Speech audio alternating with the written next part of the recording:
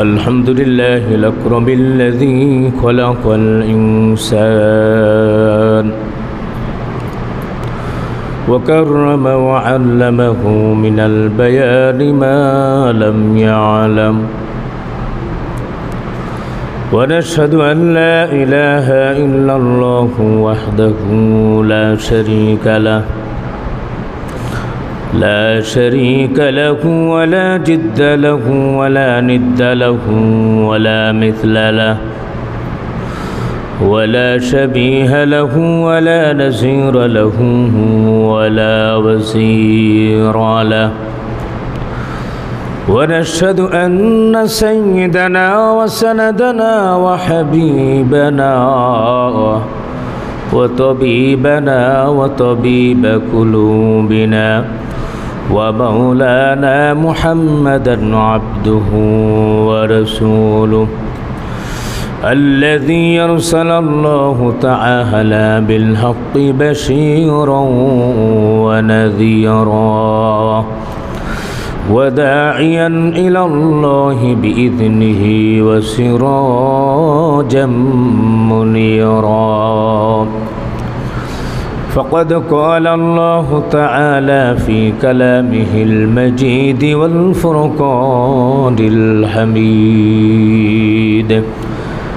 সকলে হৃদয় দিয়ে দিল দিয়ে আমার সাথে সাথে পড়েন আউযু বিল্লাহি মিনাশ শাইতানির রাজীম বিসমিল্লাহির রহমানির রহিম يا أيها الذين آمنوا قوا أنفسكم وأهليكم نارا وقودها الناس والحجارة عليها ملائكة غلاظ شداد لا يعصون الله ما أمرهم ويفعلون ما يؤمرون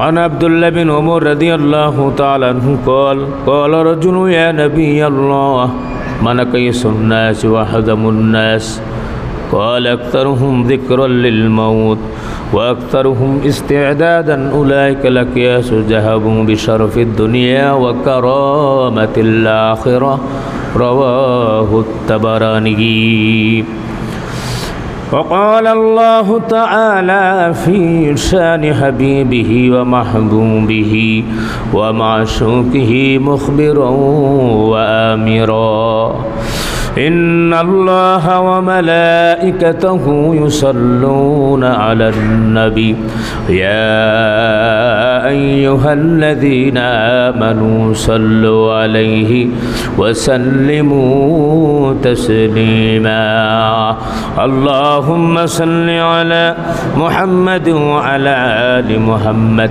كما صليت على إبراهيم وعلى آل إبراهيم إنك حميد مجيد اللهم بارك على محمد وعلى آل محمد كما باركت على إبراهيم وعلى آل إبراهيم إنك حميد مجيد সকল নবীজির শ্রেষ্ঠ নবীজি যার তুলনা চলে না দুনিয়াতে তিনি দিলেন শান্তি সুখের ঠিকানা আল্লাহুম্মা সাল্লি আলা মুহাম্মাদ ওয়া আলা আলি মুহাম্মাদ কামা সাল্লাইতা আলা ইব্রাহিম ওয়া আলা আলি ইব্রাহিম ইন্নাকা হামিদুম মাজিদ আল্লাহুম্মা বারিক আলা মুহাম্মাদ ওয়া আলা আলি মুহাম্মাদ কামা বারাকতা আলা ইব্রাহিম وعلى آل إبراهيم إنك حميد مجيد توحید کی امانت سینوں میں ہے हमारा आशा नहीं मिटाना नामो निशा हमारा बलगल उला बिकमालिही कशफत दुजा बिजमालिही हसनत जमीउ खिसालिही सल्लु अलैहि वालिही मोहब्बतेर जिकिर करी ला इलाहा इल्लल्लाह ला इलाहा इल्लल्लाह इल्लल्लाह ला इलाहा या हम सब मुसाफिर है वही आखिर ठिकाना कोई आगे रवाना है कोई पीछे रवाना देख लो ऐ किश्ती बनो किश्ती अपना देख लो गहराए दरिया के अंदर किश्ती ना डूब जाने दो ला इलाहा इल्लल्लाह ला इलाहा ला इलाहा इल्लल्लाह मुहम्मदुर रसूलुल्लाह। আলহামদুলিল্লাহ। উপস্থিত ঐতিহ্যবাহী বাইতুন নূর জামে মসজিদ কমিটির সম্মানিত সদস্যবৃন্দ, আমার চোখের মণি মাতার তাজ হযরত উলামা একরাম হুফাজ একরাম, দূর দূরান্ত থেকে এলাকা থেকে আগত দিনদার ইমানদার মুত্তাকি ফরেজগার ভাইয়েরা, সম্মানিত মুরব্বিয়ান আকরাম মুরব্বিয়ান আওয়াম কলিজার টুকরা সম্মানিত যুবক ভাইয়েরা, পর্দার অন্তর আড়ালের মুহতারামা মা ও বোনেরা, আমরা আল্লাহ সুবহানাহু ওয়া তাআলার দরবারে অসংখ্য অগণিত শুকরিয়া জ্ঞাপন করছি যে আল্লাহ রাব্বুল আলামিন আমাদেরকে জুমার আহ্বানে সাড়া দিয়ে আল্লাহ পাকের ঘরে আমন্ত্রিত অতিথি করে আল্লাহ সুবহানাহু ওয়া তাআলা আমাদেরকে উপবিষ্ট করে কোরআন এবং হাদিসের আলোকে আমাদেরকে কিছু আলোচনা শোনার জন্য তৌফিক এনায়েত করলেন। আমরা শুকর আদার্থে দিল থেকে ইমানের আওয়াজকে উঁচু করে সমস্বরে সকলেই বলছি আলহামদুলিল্লাহ। আল্লাহ সুবহানাহু ওয়া তাআলা আমাদের সকলকে আজকের আলোচনাকে আমলের নিয়তে শোনার তৌফিক দান করেন, আমরা বলি আমিন। যতক্ষণ পর্যন্ত বয়ান চলবে, আলোচনা চলবে, আলহামদুলিল্লাহ এদিক ওদিক খেয়াল করবো না, টু কমিউনিকেশন যাতে হয় আমার দিকে খেয়াল করে অন্তরটাকে পরিপূর্ণভাবে এই মসজিদে মনোনিবেশ করে আমরা শুনবো ইনশাআল্লাহ। আশা করি আল্লাহ সুবহানাহু ওয়া তাআলা আমাদেরকে অনেক ফায়দা দান করবেন ইনশাআল্লাহ। সম্মানিত ভাইয়েরা, আমার প্রিয় হাজিরিন, আমরা সকলেই জানি চিরচরিত একটা বিষয় পবিত্র কুরআন মাজিদে রয়েছে, কুল্লু নাফসিন যায়িকাতুল মাউত। এই পৃথিবীর ভিতরে যত প্রাণী আসছে তাদের সকলেই অবশ্যই মৃত্যুবরণ করতে হবে, চলে যেতে হবে। আমরা এক সময় পৃথিবীর ভিতরে ছিলাম না, আবার থাকবও না। আমরা এক সময় ছিলাম আলমে আরওয়ায়ে রূহ জগতে, সেখানে আল্লাহ রাব্বুল আলামিন আমাদেরকে প্রশ্ন করেছিলেন আলাস্তু বিরব্বিকুম, আমি কি তোমাদের রব নেই? আমরা সকলেই বলেছি তখন ক্বালু বালা, অবশ্যই আপনি আমাদের রব। এরপর আল্লাহ সুবহানাহু ওয়া তাআলা খুশি হয়ে আমরা যে সত্য সাক্ষ্য দিলাম, আল্লাহ পাক খুশি হয়ে আমাদেরকে সেখান থেকে আবার আলমে রেহমের মধ্যে পাঠানো হলো। আমরা মায়ের গর্ভে আসতে পেরেছি, মায়ের পেটে ছিলাম আমরা। সেই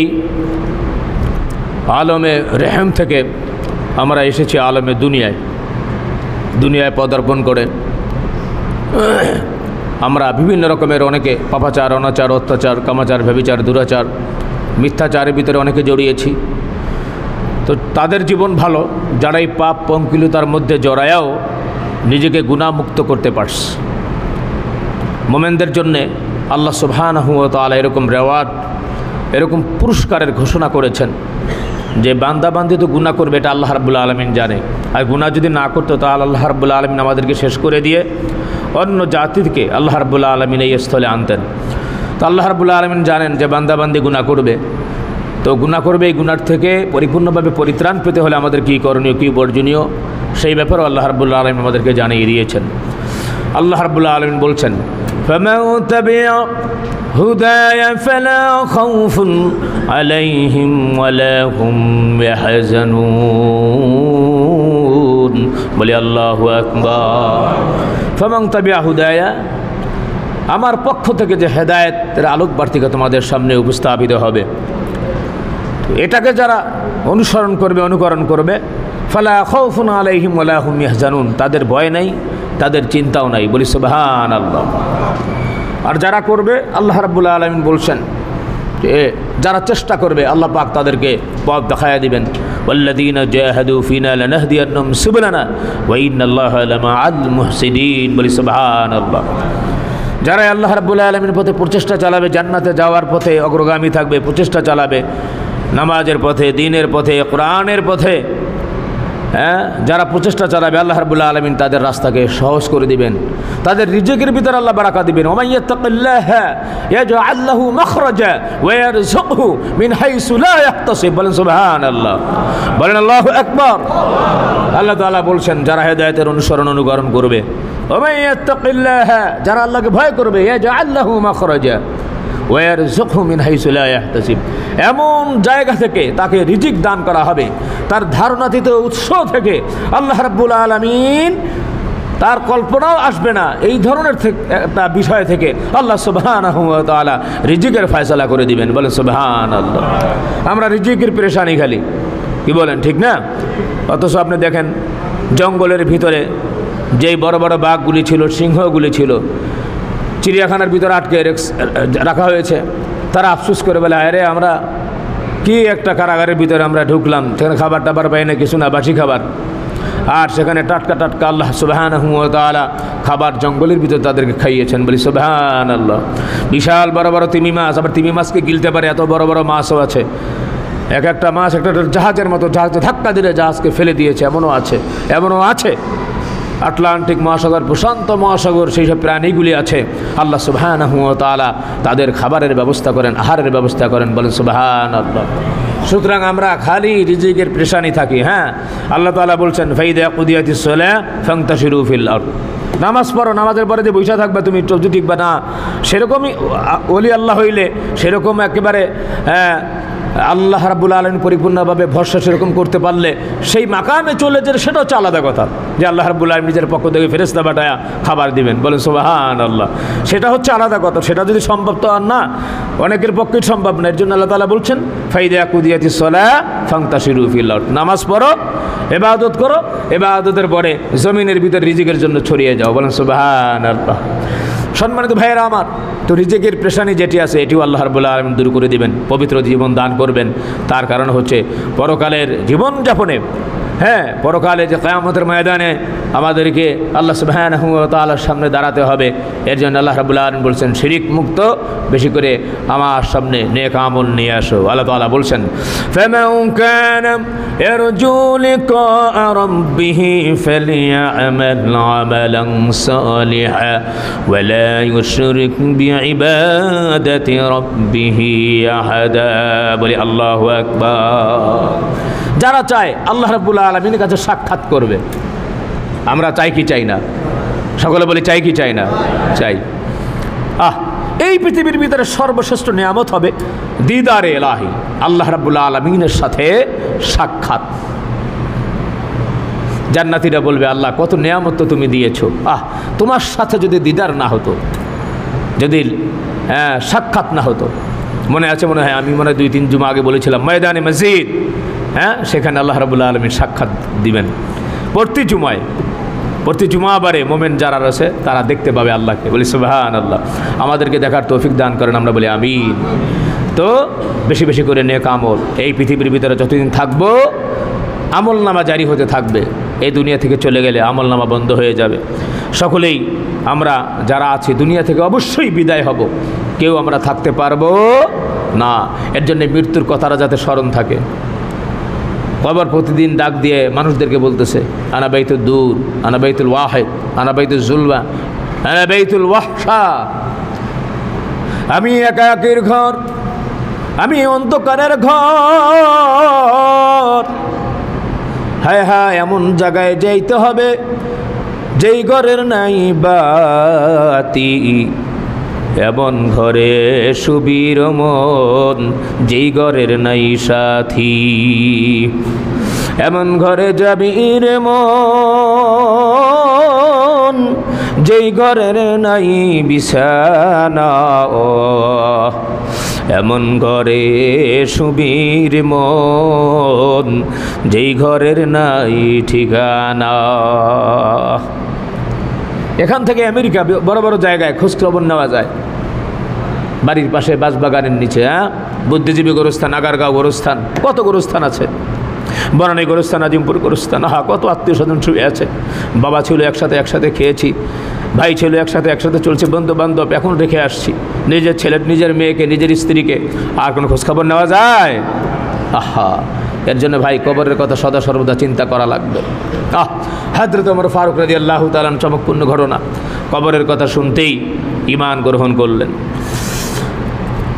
হযরত ওমর ফারুক রাদিয়াল্লাহু তাআলা এক সময় দিনের চরম শত্রু ছিল, বলতে পারেন পৃথিবীর ভিতরে শ্রেষ্ঠ সন্ত্রাস।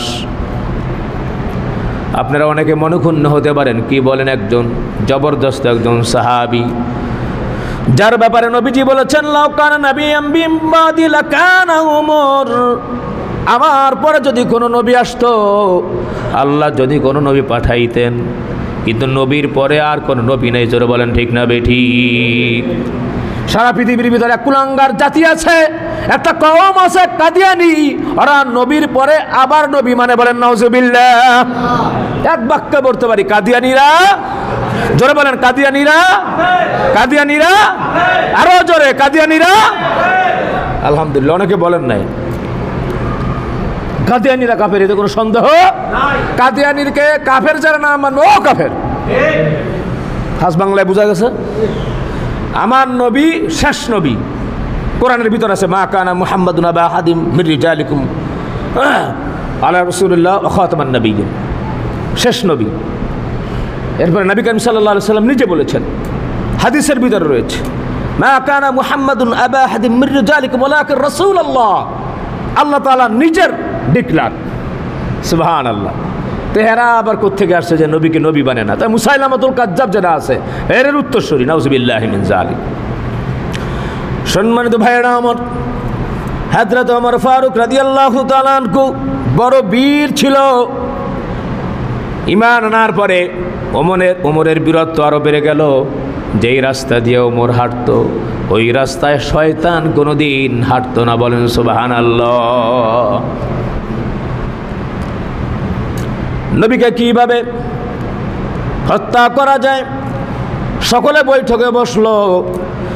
বৈঠকে বসার পরে ডিক্লারেশন আসলো, ডিক্লার যে মুহাম্মদকে হত্যা করতে পারবে 100 উট তাকে উপহার দেওয়া হবে। জোরে বলেন নাউজুবিল্লাহ। 100 উট দেওয়া হবে।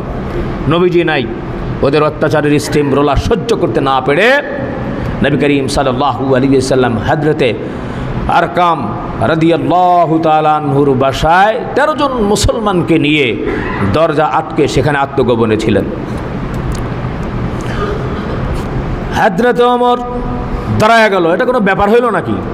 আমি বলো মুহাম্মদ বেশি বাড়াবাড়ি করতেছে। আগে জানতাম যে খুব ভালো, মিথ্যা কথা বলে নাই, সত্যবাদী ছিল, ভালো ছিল। হ্যাঁ, মুহাম্মদকে অনেক ভালো জানতাম, মুহাম্মদকে অনেক ভালো জানতাম।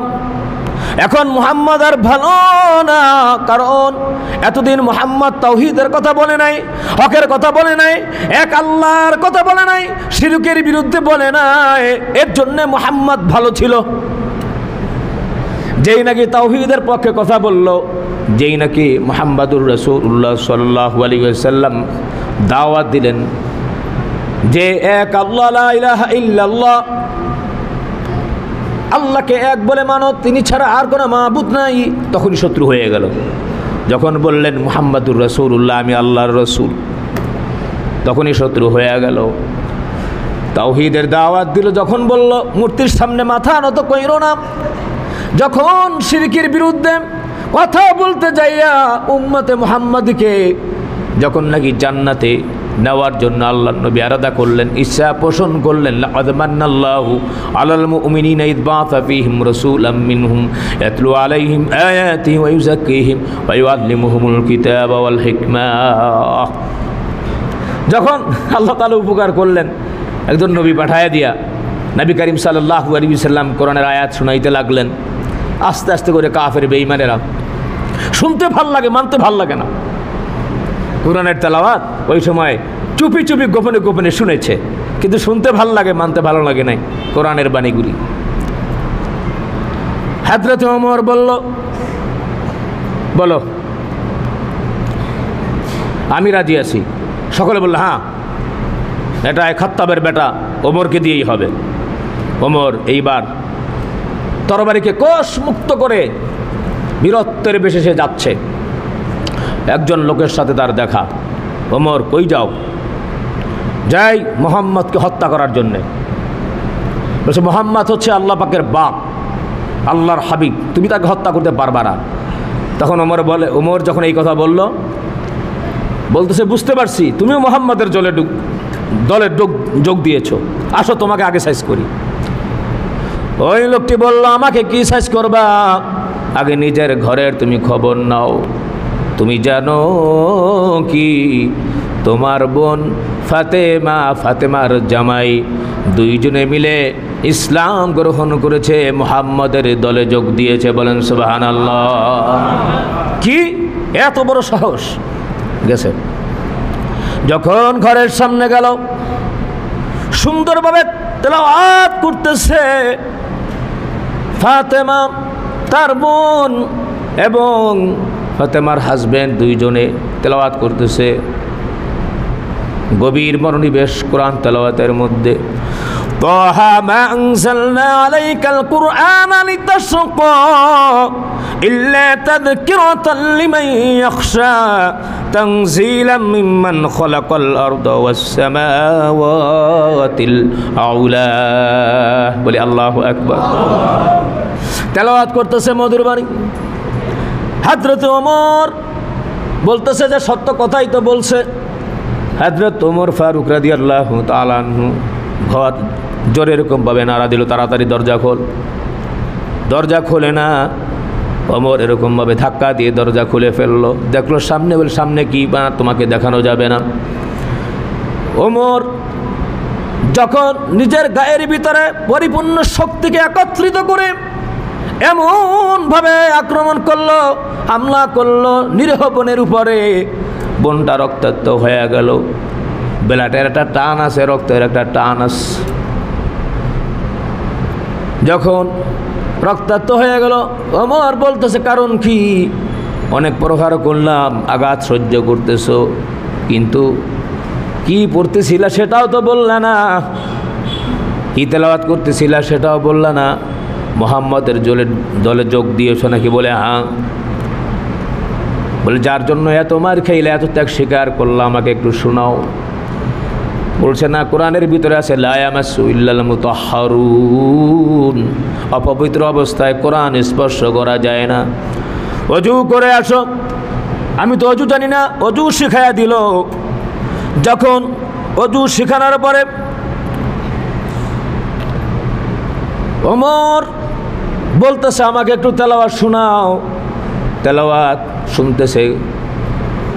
সূরা তাহা তখন নাজিল হয়েছিল, পুরা কোরআন শরীফ তখনও নাজিল হয় নাই পরিপূর্ণ। সূরা তাহা তেলাওয়াত করতেছে। যখন 15 নম্বর আয়াতের ভিতরে আসলো, ইন্নাস সাআতা আতিয়াতুন আকাদু উখফিয়া লিতুজজা কুল্লু নাফসিন বিমা তাসআ। বলি আল্লাহু আকবার। যখন 15 নম্বর আয়াতের ভিতরে আসলো, এই আয়াতের অর্থের দিকে খেয়াল করে উমরের চোখের পানি। আল্লাহ তাআলা বলছেন কিয়ামত তো অবশ্যই আসবে, ইন্নাস সাআতা অবশ্যই আসবে, আতিয়াতুন আকাদু উখফিহা, আমি সেটাকে গোপন রাখতে চাই। লিতুজজা কুল্লু নাফসিন বিমা তাসআ, যাতে করে সকলে সাধনা করতে পারে আর সাধনার ফল ভোগ করতে পারে। বলি সুবহানাল্লাহ। এইবার ওমরের অন্তরের ভিতরে বলে হ্যাঁ, কিয়ামত তো হবে, পরকাল আছে। আমি যদি দুনিয়া থেকে বিদায় হয়ে যাই, আমি যদি কবরে চলে যাই, আমি কি জবাব দিব? আর যদি এরকমভাবে নাও থাকে, এক আল্লাহর দাসত্ব করাই তো ভালো, মূর্তির সামনে মাথা নত করা তো এরকমভাবে উচিত হবে না। বোনের থেকে দীক্ষা নিয়ে এইবার হযরতে ওমর তার বীরত্ব ভাব আর চেহারার ভিতরে নাই, কোষ মুক্ত করে তলোয়ার নিয়ে নবীজির দরবারে হাজির। গোপন সূত্রে জানতে পারল আরকাম রাদিয়াল্লাহু তাআলা আনহুর ঘরের মধ্যে নবীজি হাজির, সেখানে বসা। সম্মানিত ভাইয়েরা আমার, প্রিয় হাজিরিন, হযরত ওমর ফারুক রাদিয়াল্লাহু তাআলা আনহু তিনি যখন সামনে যান, কোরআন তেলাওয়াত করতেছেন, আল্লাহর নবী আল হক তেলাওয়াত করতেছেন। ওমর ফারুক বলতেছে, এত সুন্দর তেলাওয়াত, হায় হায়, মনে হয় কোনো কাব্য গ্রন্থ, কোনো কবির বাণী। নবীজি ওই সময় আয়াতে বলতেছেন, ওমা হুয়া বিকাউলি শাইর কলিলাম মা তুমিনুন, বলে আল্লাহু আকবার। বলছে না, এটা কোনো কবির কথা না, কবির বাণী না। এইবার ওমর মনে মনে চিন্তা করলো, ঘটনা কি? আমি এটা মনে মনে কইলাম, শুনলো কেমনে, জানলো কেমনে? তাহলে মনে খুব জাদুকর। আল্লাহ রাব্বুল আলামিন সূরা আল হাক্কার পরের আয়াতের ভিতরে যেই বিষয়টি জানিয়ে দিয়েছেন, নবী করিম সাল্লাল্লাহু আলাইহি সাল্লাম তেলাওয়াত করলেন, ওমা হুয়া বিকাউলি শাইর কলিলাম মা তাযাক্কারুন। হ্যাঁ হ্যাঁ, এটা কোনো শায়েরেরও বাণী না, তাহলে এটা কবিরও কথা না, জাদুকরেরও কথা না, শায়েরেরও না, তাহলে কার এটা? পরের আয়াতে নবীজি তেলাওয়াত করলেন, তানজিলুম মির রাব্বিল আলামিন, বলে আল্লাহু আকবার। এটা হচ্ছে সেই আল্লাহ পাকের পক্ষ থেকে রবের পাঠানো বাণী, বলি সুবহানাল্লাহ। নামাজ শেষ, তেলাওয়াত শেষ হয়ে গেল। হযরত ওমর ফারুক রাদিয়াল্লাহু তাআলা আনহু কোরআন আনলেন। সাহাবীরা ভিতরে ভয় পেয়ে গেল, কে? বলে আমি ওমর। সাহাবীরা সকলে আল্লাহ নবীর দিকে বুক দিয়া বলল, ইয়া রাসূলুল্লাহ, বের হবেন না। ওমর খুব সাংঘাতিক জিনিস, বের হলে আপনাকে হত্যা করতে পারে। নবীজি বললেন, না না, ওমরের কণ্ঠের ভিতরে আমি তাওহীদের সুগন্ধ পাইতেছি, বলেন সুবহানাল্লাহ। দরজাটা যখন নবী খুলল, খোলার সাথে সাথে হযরতে ওমর চোখের পানিগুলো ছাইরা দিয়ে কান্না করতেছে। তরবারি নবীজির দিকে তাকায়া হাতটা থেকে খসে তরবারিটা পড়ে গেল, আর হযরত ওমর নবীর পা ধরে ধরল, নবীজি, আমি তো বুঝতে পারি নাই আমার বোন আমারে কি শুনাইছে, আপনার কণ্ঠ থেকে কি শুনলাম। ইয়া রাসূলুল্লাহ, ইয়া হাবিবাল্লাহ, ওমর তাওহীদের সুধা পান করতে আসছে, আপনাকে কোনো ক্ষতি করার জন্য আসে নাই। আমাকে এখনই পড়ায়া দেন, শাহাদু আল্লাহ ইলাহা ইল্লাল্লাহু ওয়াহদাহু লা শারীকা লাহু ওয়া আশহাদু আন্না মুহাম্মাদান আবদুহু ওয়া রাসূলুহু। সম্মানিত ভাইয়েরা আমার, প্রিয় হাজিরিন, একজন হযরত ওমর ফারুক রাদিয়াল্লাহু তাআলা আনহু, তাদের অন্তরের ভিতরে অনেক ভয় ছিল, পরকালীন ভয় ছিল। ভাইয়েরা আমার, আমাদের অন্তরের ভিতরে পরকালীন ভয় আনতে হবে। আমার মাওলা কালামে মাজিদের ভিতরে বলেছেন, ইয়া আইয়ুহাল্লাযীনা আমানু কু আনফুসাকুম ওয়া আহলিকুম নারা ওয়াকুদুহা আন-নাস ওয়াল হিজারাতু আলাইহা মালাইকাতুন গিলাদুন শিদাদুন লা ইয়াসুনাল্লাহ মা আমারহুম ওয়া ইয়াফআলুনা মা ইউমারুন। কবরের কথা তো আমরা এরকমভাবে চিন্তা করি না। আল্লাহ তাআলা বলছেন, ইয়া আইয়ুহাল্লাযীনা আমানু, ঈমানদারেরা, কু আনফুসাকুম ওয়া আহলিকুম নারা, নিজেও জাহান্নামের আগুন থেকে বাঁচো, তোমার আহাল পরিবার পরিজন যারা আছে, আহাল পরিবার পরিজন কারা? নিজের সন্তান, স্ত্রী, পুত্র, ভাই বোন, প্রতিবেশী যারা আছে, আহাল পরিবার পরিজন, আল্লাহ রাব্বুল আলামিন বলছেন তাদেরকেও জাহান্নামের আগুন থেকে বাঁচাও, যার ইন্ধন, যার লাকড়ি হবে মানুষ এবং পাথর। হায় হায়, আলমে বারজাখে যে কত বছর থাকা লাগবে তার কোনো হিসাব নেই। আদম আলাইহিস সালাম কত হাজার হাজার বছর আছেন, নূহ আলাইহিস সালাম কত হাজার হাজার বছর আছেন, মূসা আলাইহিস সালাম কত হাজার হাজার বছর আছেন। আমরা যারা দুনিয়াতে মারা যাব, কিয়ামতে তো দেরি আছে। যতক্ষণ পর্যন্ত আল্লাহ পাকের কোনো একটা বান্দা আল্লাহ আল্লাহ জিকির করবে, আল্লাহর নাম নিবে, ততক্ষণ পর্যন্ত কিয়ামত হবে না। বলি সুবহানাল্লাহ। তাহলে আমরা কত হাজার হাজার বছর কবরে থাকব চিন্তা করতে পারছি। কবরের চিন্তায় কবরের চিন্তায় কি অবস্থা ছিল। আম্মা জান খাদিজাতুল কুবরা রাদিয়াল্লাহু তাআলা আনহা আল্লাহর পক্ষ থেকে সালাম পাইছে, তো তিনিও কান্না করতেছে, চোখের পানিগুলো ছেড়ে দিয়া। নবীজি জিজ্ঞেস করলেন, আপনি কাঁদেন কেন? বলে কাঁদি এর জন্যে, আম্মাজান খাদিজাতুল কুবরা রাদিয়াল্লাহু তাআলা আনহা অনেক টাকার মালিক ছিল, অনেক ধনাঢ্য ছিল, অনেক পয়সাওয়ালা ছিল। শেষ পর্যন্ত এমন হয়েছে গায়ের কাপড়টা পরে ছিঁড়া কাপড় ছিল, ইসলামের জন্য সব কিছু দিয়ে দিস। আল্লাহর নবীকে কেউ আঘাত করতে পারে নাই যখন খাদিজাতুল কুবরা রাদিয়াল্লাহু তাআলা আনহা ছিল। তিনি কাঁদতেছে না, বলতেছে আমি তো দুনিয়া থেকে বিদায় হয়ে চলে যাব, তো আমি বিদায়ের পরে আমার স্বামীকে কে রক্ষা করবে, এই কথা মনে করে কান্না করতেছে। হযরত ফাতিমাতুজ জোহরা রাদিয়াল্লাহু তাআলা আনহা নবীজির কলিজার টুকরা আয়েশা হাজির, সে বলতেছে আম্মা আপনি চিন্তা করেন না, আপনি দুনিয়া থেকে বিদায় হয়ে গেলে আমি আমার আব্বাকে আমি দেখে রাখবো। বলুন সুবহানাল্লাহ। এরপরে আবার খাদিজাতুল কুবরা রাদিয়াল্লাহু তাআলা আনহা আম্মা জান আবার কান্না শুরু করলেন। নবীজি বললেন এখন কাঁদেন কেন? খাদিজাতুল কুবরা রাদিয়াল্লাহু তাআলা আনহা বললেন আমি কাঁদি এর জন্যে, যখন আমি এই পৃথিবী থেকে বিদায় হয়ে যাব জানি না কবর আমার সাথে কেমন ব্যবহার করবে। আপনি তো বলেছেন আঙ্গুলগুলো এরকমভাবে দেখায়া, কবরের অবস্থা এরকম হবে কবর কাউকে চিনবে না, কবর চিনবে শুধু নেক আমল। এক বডির সাথে আর এক বডি এরকম ভাবে ভিতরে ঢুকে যাবে, এক পাঁজর আর এক পাঁজরের ভিতরে। আমি মনে হয় ভয়ে মুনকার নাকিরের সওয়ালের জবাব দিতে পারবো না। নবী গো যখন আমাকে কবরে রাখবেন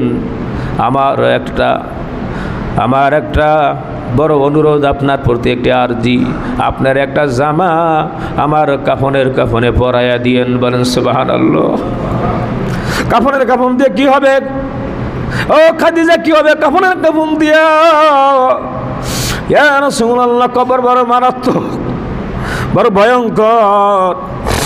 কবর ডাক দিয়ে প্রতিদিন কবর ডাকে আর বলতেছে রুইয়া আলান নবী রাসূলুল্লাহ সাল্লাল্লাহু আলাইহি ওয়াসাল্লাম আল কবরু রাউদাতুম মির রিয়াদিল জান্নাহ আও হুফরাতুম মিন হুফারিন নার ওয়া ইন্নাহু লা ইয়াতাকাল্লামু ফি কুল্লি ইয়াওমিন সালাসা মাররা ফায়াকুলু আনা বাইতুজ যুলমা আনা বাইতুল ওয়াহশা আনা বাইতুদ দূর। কবরটা কারোর জন্য এরকম হবে জান্নাতের বাগিচা হবে। যদি দুনিয়ার ভিতরে ভালো কাজ করে, নেক কাজ করে, রূহটা যেতে চাইবে না। আজরাইল এসে হাজির হয়ে যাবে, আজরাইল ভালো সুরতে আসবে, ভালো একটা যুবকের চেহারায় আসবে। আশেপাশে জান্নাতি এরকমভাবে অন্য ফেরেশতাদেরকে ফুলের তোড়া সম্বোধন করে নিয়ে আসবে। আল্লাহর বান্দা বলবে না আমি এখন যাবো না, কিছুক্ষণ থাকবো।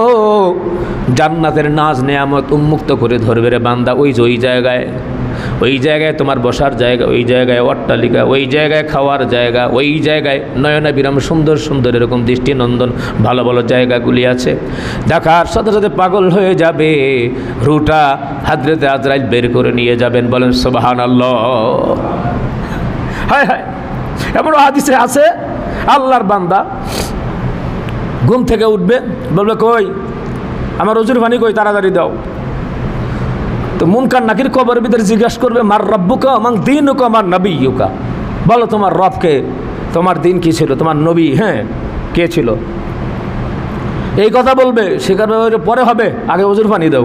বল সুবহানাল্লাহ। বলবে নামাজের সময় হয়ে যাইতেছে, আমার তাহাজ্জুদের সময় হয়ে যাইতেছে, আমি আল্লাহকে ডাই করি পরে।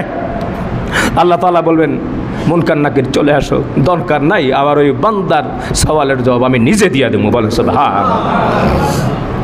আর যদি পাপিষ্ঠ হয় অবস্থাটা কি হবে? হায় হায়, আজরাইল বিকট চেহারা থাকবে, মাথা আসমানে পা জমিনে, আর তার এরকমভাবে এক হাত মাগরিবে আর এক হাত মাশরিক।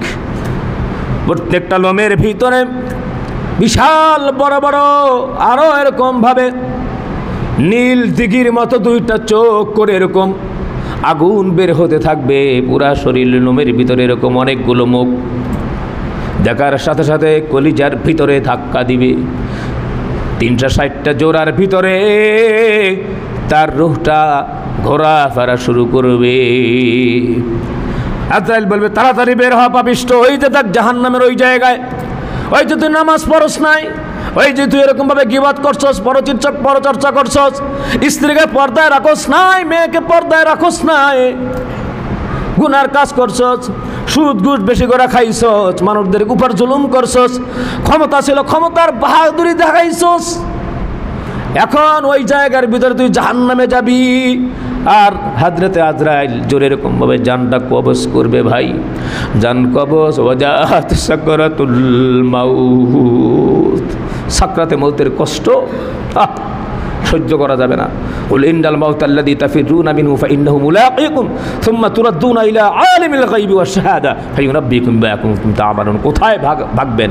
ভাগার কোনো জায়গা নাই। খাদিজাতুল কুবরা আম্মা জান রাদিয়াল্লাহু তাআলা আনহা বলতেছেন, ইয়া রাসূলুল্লাহ, নবী গো আমাকে ক্ষমা করে দিন, সারা জীবন আপনার হক তো আদায় করতে পারি নাই। হায় হায় কেমন স্ত্রী, মাশাআল্লাহ, এমন স্ত্রীও পৃথিবীর ভিতরে আছে।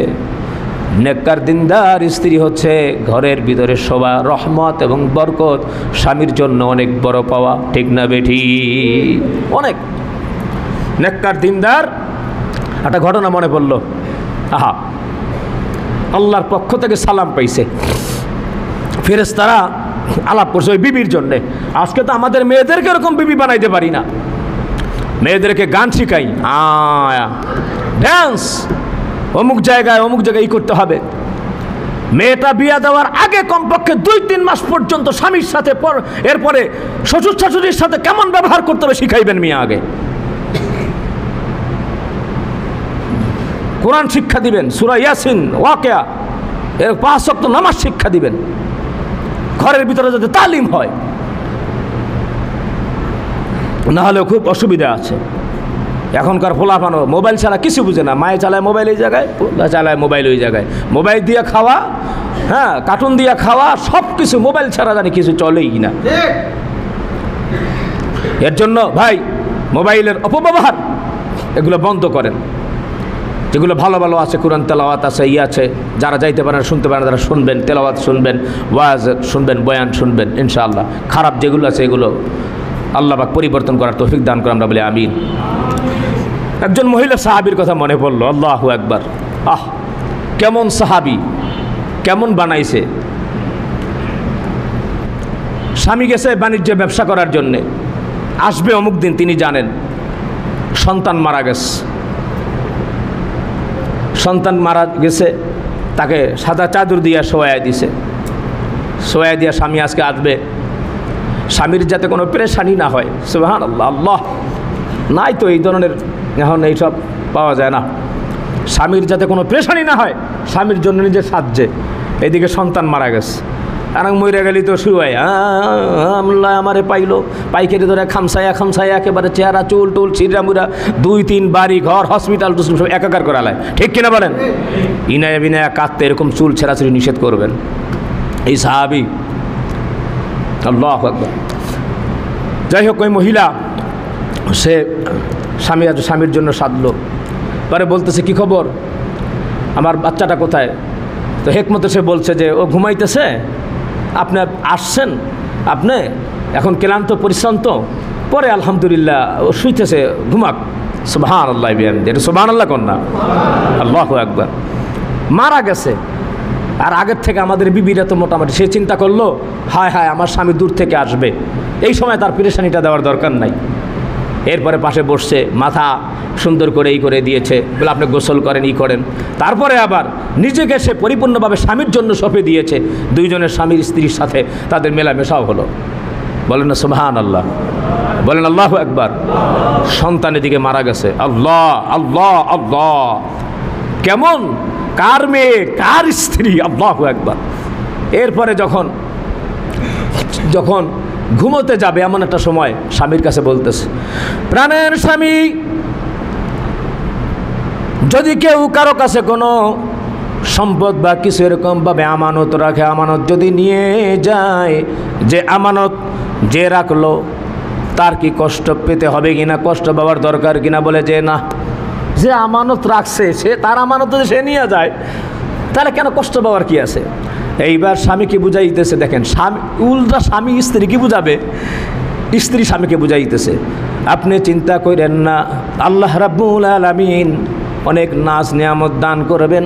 আমি আপনাকে বলি নাই আপনার কষ্ট হবে, দূর থেকে আপনি আসছেন, আপনি একইভাবে পেরেশান হয়ে যাবেন, কষ্ট পাবেন। এর জন্যে আমাদের সন্তানটাকে আমাদের আল্লাহ রাব্বুল আলামিন নিয়ে গিয়েছেন। বলেন ইন্না লিল্লাহি ওয়া ইন্না ইলাইহি রাজিউন। কে বলো কি? দাঁড়ায় উঠছে, সে তার স্ত্রীর দিকে তাকায় রয়েছে কতক্ষণ, দেখা চোখের পানি ছাইরা কান্না করতেছে। আল্লাহ রাব্বুল আলামিন দৃশ্য দেখতেছেন। যাক, দাফন টাফন করলো। স্বামীর মনের ভিতরে আর কলিজার ভিতরে কষ্ট নাই। আল্লাহ রাব্বুল আলামিন ফেরেশতাদেরকে নিয়ে এই বিষয়টা আলোচনা করতেছেন। আলোচনা করার পরে নবী করিম সাল্লাল্লাহু আলাইহি ওয়াসাল্লামকে খবরটা জানায় দিছেন, আমার হাবিব আপনার অমুক সাহাবীর এই ঘটনা। সুবহানাল্লাহি ওয়া বিহামদিহি। এরপরে তাকে সালাম দিয়েন। আল্লাহ রাব্বুল আলামিন সালাম দিয়েছে। সম্মানিত ভাইয়েরা আমার, নবী করিম সাল্লাল্লাহু আলাইহি ওয়াসাল্লাম সাহাবী যখন গিয়েছে, সাহাবী বলতেছে, ইয়া রাসূলুল্লাহ, আজকে একটা ঘটনা ঘটছে, আপনারা বলতে আসছি। আল্লাহ নবী বলে মুসকে মুসকে হাসে, কি আর বলবা, এটা আমি জানি, জিবরাইল আমার কাছে জানায় গেছে। বলেন সুবহানাল্লাহ। তাহলে আমাদের স্ত্রীগুলো কীরকম? এরকম নেককার, দিনদার, ইমানদার, মুত্তাকি বানাইতে হবে। আর আমাদের বউ তো ঘরের ভিতর না আইলেই, বুঝি তো কি খবর, এতক্ষণ কইছিলা, অমুক জায়গায় গেছিলাম, অফিসে গেছিলাম, কলিকলিকা, বুঝি তো, আমার আর এখন ভাল লাগে না। আমি তো তোমার ঘর করে গেলাম খালি, আজকে আধা ঘন্টা লেট, 1 ঘন্টা লেট, না আর থাকবো না, আমি বাপের বাড়ি যাবো গা। এরকম হয় কি হয় না? আছে না নাই? কম আছে মনে হয়, বেশি। অথচ শিখাবেন নিজের মেয়েকে, নিজের ওয়াইফকে যারা শিখতে পারে না শিখাবেন। স্বামী আসলে পেরেশানি না দিয়া তার সাথে ভালো ব্যবহার করলে আল্লাহ রাব্বুল আলামিন জান্নাত উচ্চ মাকাম করে দিবেন। বলে সুবহান। আল্লাহ পাক বোঝার তৌফিক দান করেন। সম্মানিত ভাইয়েরা আমার, হযরত খাদিজাতুল কুবরা আম্মা জান রাদিয়াল্লাহু তাআলা আনহু নবীজিকে বলতেছেন, ইয়া হাবিবাল্লাহ, আমি মনে হয় আমি ঠিকমতো জবাব দিতে পারবো না, আপনার একটা জামা আমার গায়ে জড়ায়া দিবেন। নবীজি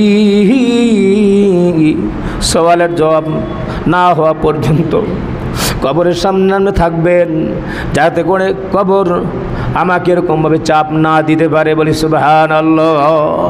কত পেরেশানি নবীর স্ত্রী। নবী করিম সাল্লাল্লাহু আলাইহি সাল্লাম বলেন, আমি ওয়াদা দিলাম। ঠিকই আল্লাহ নবী তার জামা মোবারক দিয়েছেন। নবী করিম সাল্লাল্লাহু আলাইহি সাল্লাম যতক্ষণ পর্যন্ত সওয়ালের জবাব না হবে ততক্ষণ বসেছিলেন। আল্লাহ রাব্বুল আলামিন জিবরাইলকে পাঠালেন, যান, আপনি চলে যান।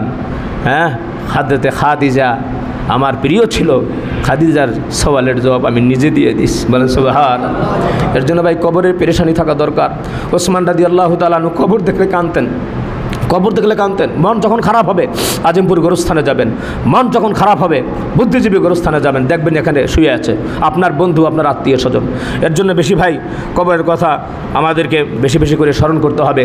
কবরের সামানা আমাদেরকে জোগাড় করতে হবে। আল্লাহ রাব্বুল আলামিন আমাদেরকে সকলকে কবরের বেশি বেশি করে সামানা জোগাড় করার তৌফিক দান করেন। আমরা সকলে বলে আমিন। বেশি বেশি করে নেক আমল নিয়ে যাতে আমরা কবরে যেতে পারি, পরকালে যেতে পারি, আল্লাহ পাক তৌফিক দান করেন। আর বেশি বেশি করে মাওলার দরবারে গভীর রাতে গুনাহের জন্য চোখের পানি ছেড়ে কাঁদবেন। মামবাকা মিন খাশিয়াতিল্লাহ হারামাল্লাহ তিলকাল আইনা আলান নার। যে চোখের পানি ছেড়ে মাওলার দরবারে, আল্লাহর দরবারে কাঁদবে, আল্লাহকে ভালোবাসবে, জাহান্নামের ভয়ে কাঁদবে, জাহান্নামের আগুনকে আল্লাহ হারাম করে দিবে। আল্লাহ পাক আমাদেরকে আমল করার তৌফিক দান করেন, বেশি বেশি করে কান্দার তৌফিক দান করেন।